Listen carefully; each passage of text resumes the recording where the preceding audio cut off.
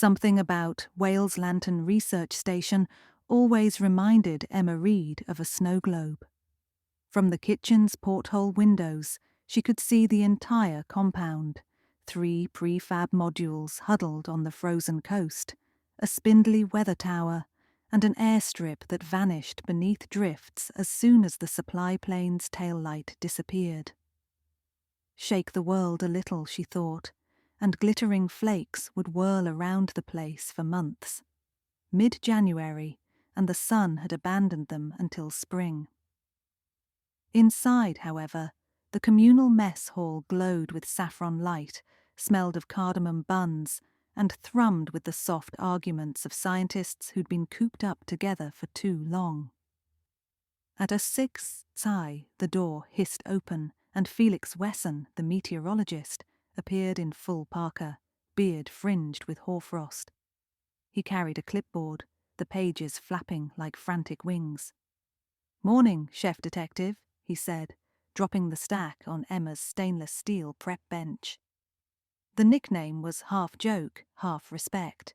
Station funding didn't stretch to separate support staff, so Emma technically split her day between cooking, radio watch, and maintaining the borrowed library of murder mysteries that passed from Arctic post to Arctic post. "You look like you've seen a pressure drop," she replied, pouring him coffee. "Gust patterns," he said, pointing to a graph of wind speed plotted against time. "They're weird." She eyed the jagged line. Every few minutes the wind speed dipped to exactly 4 knots, held, then bounced to 8, then back to 4.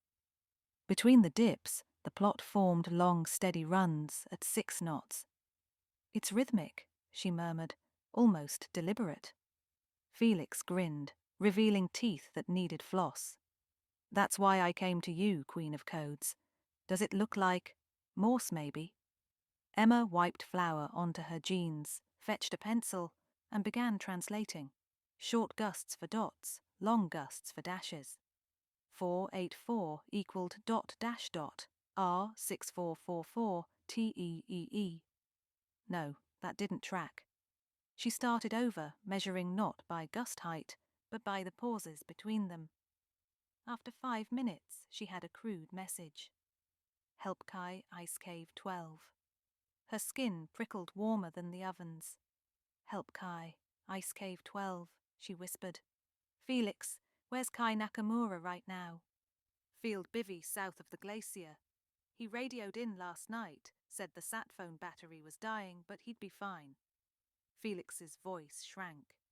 "The bivvy isn't anywhere near our tower. Unless—" "Someone intercepted him," Emma finished.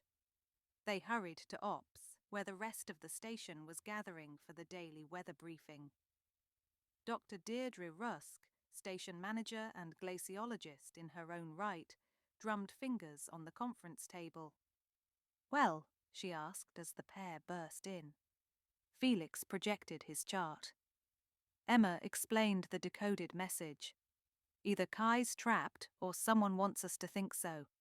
Cave 12 is listed on last year's map, but no one's visited this season." Julio Perez, mechanic, muttered, "It's 10 clicks over sea ice. In this visibility we'd be crawling."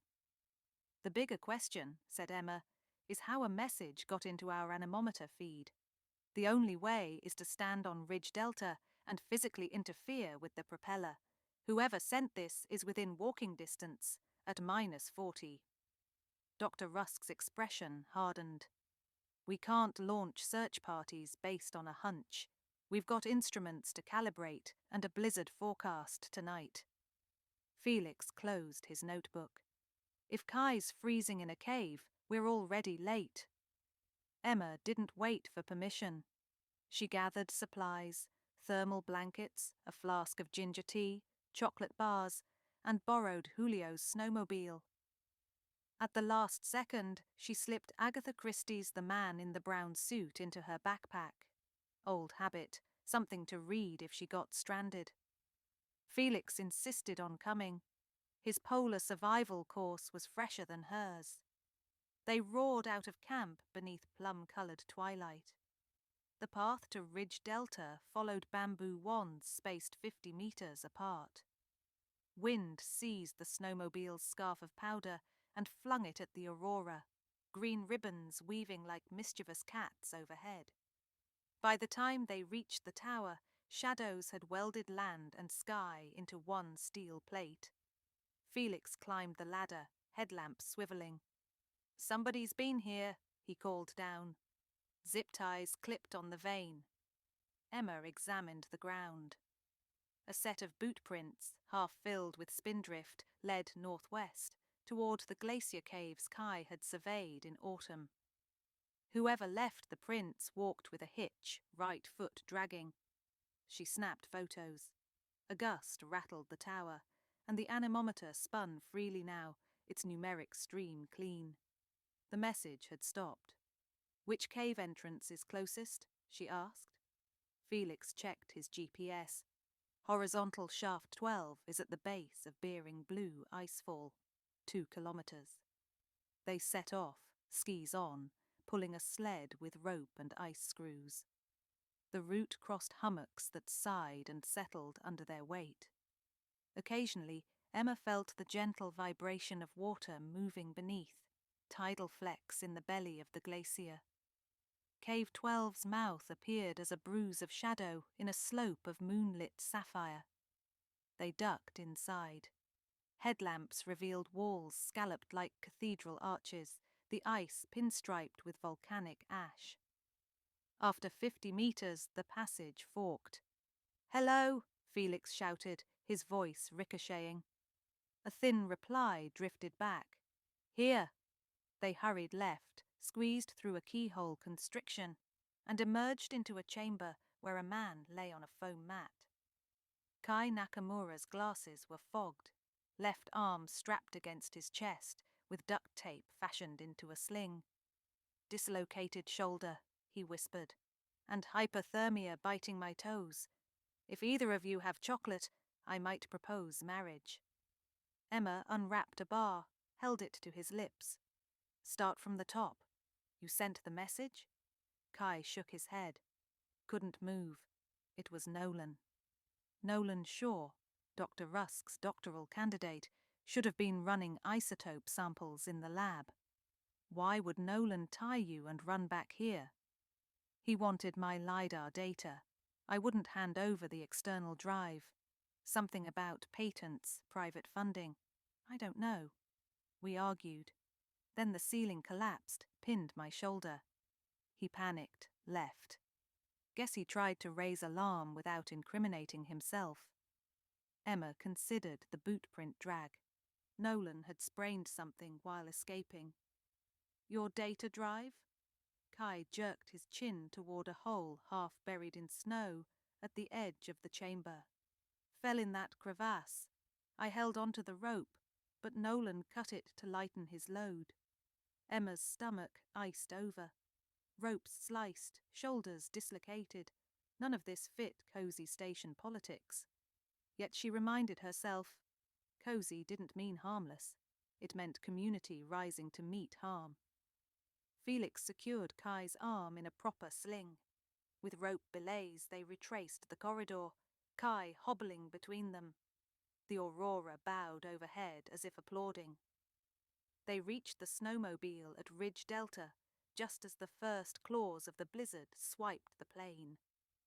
Back at Wales Lantern, the mess hall was in uproar.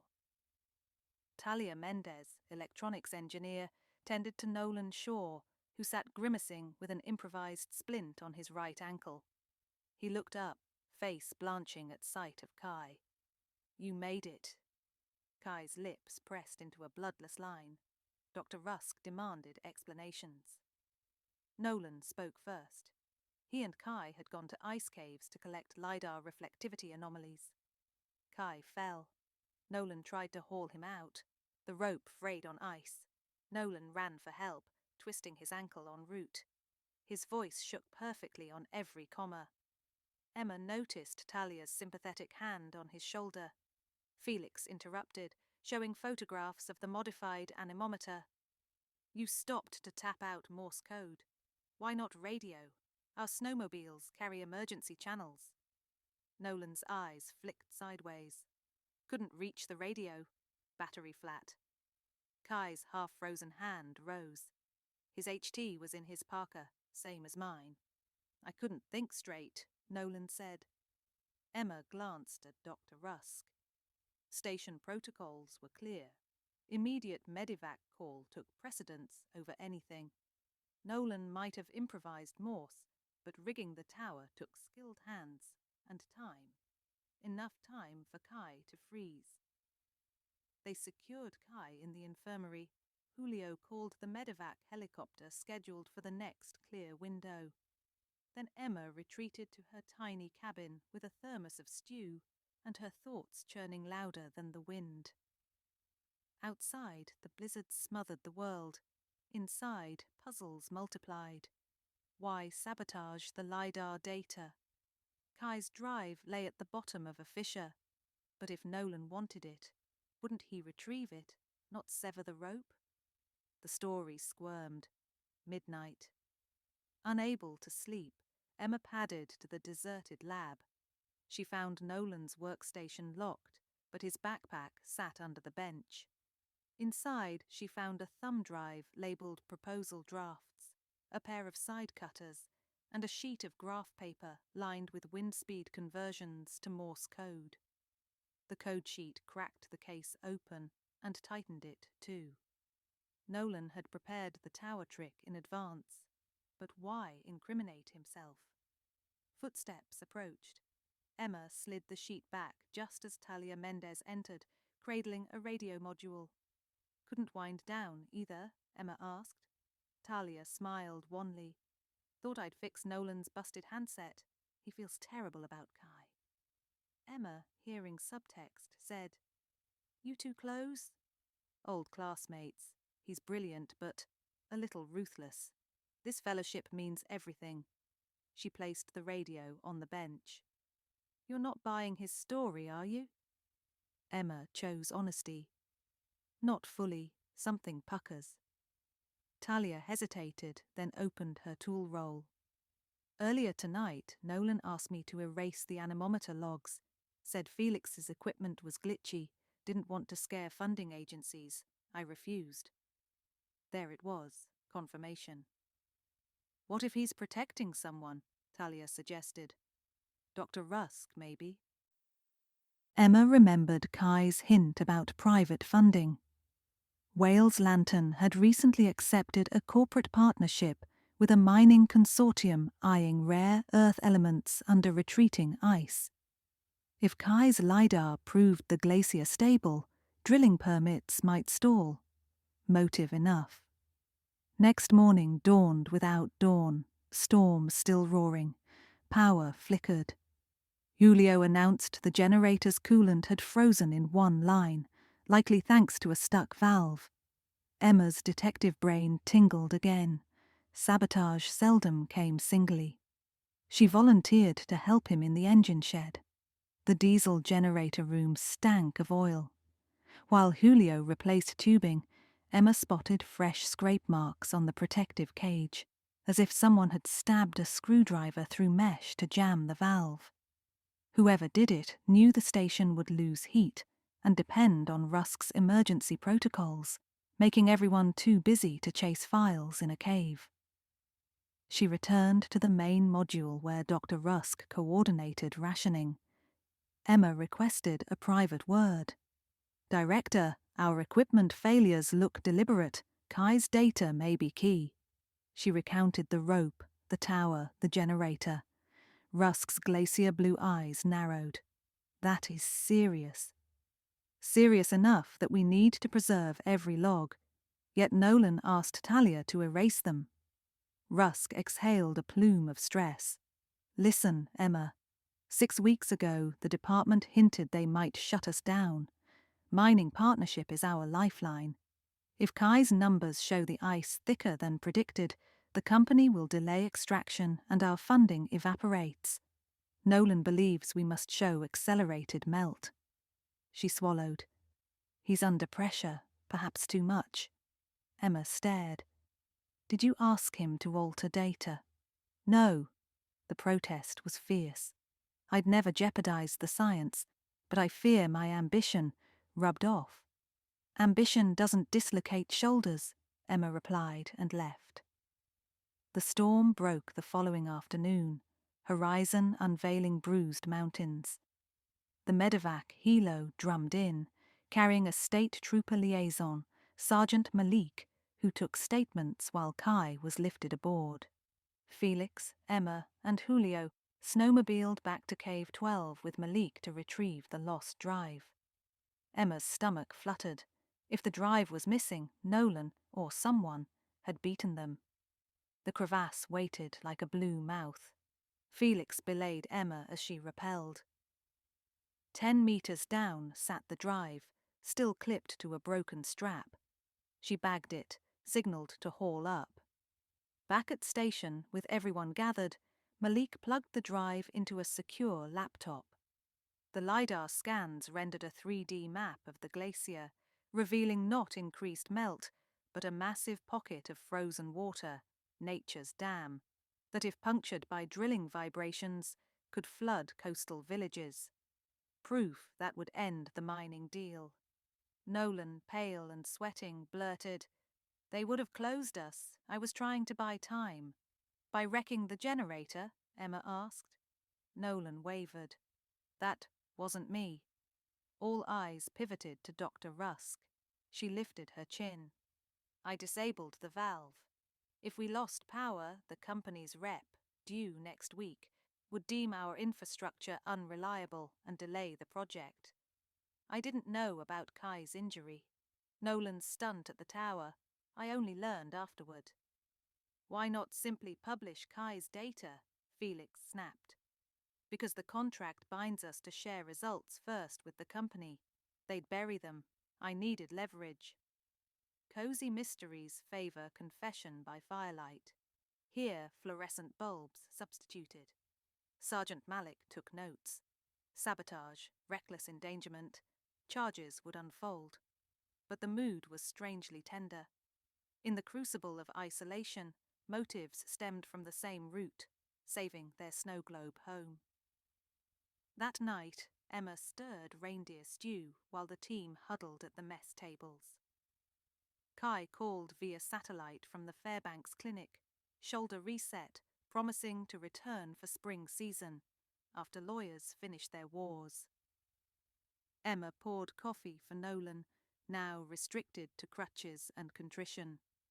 "I should have trusted the data," he said. "Science asks for courage," she replied, sliding him the man in the brown suit. "This one's about listening when signals look like noise." Outside, the anemometer spun freely, singing only the wind's true song. Whale's lantern glimmered on the snow shelf, fragile yet intact, held together, as always, by the warm, stubborn hearts inside.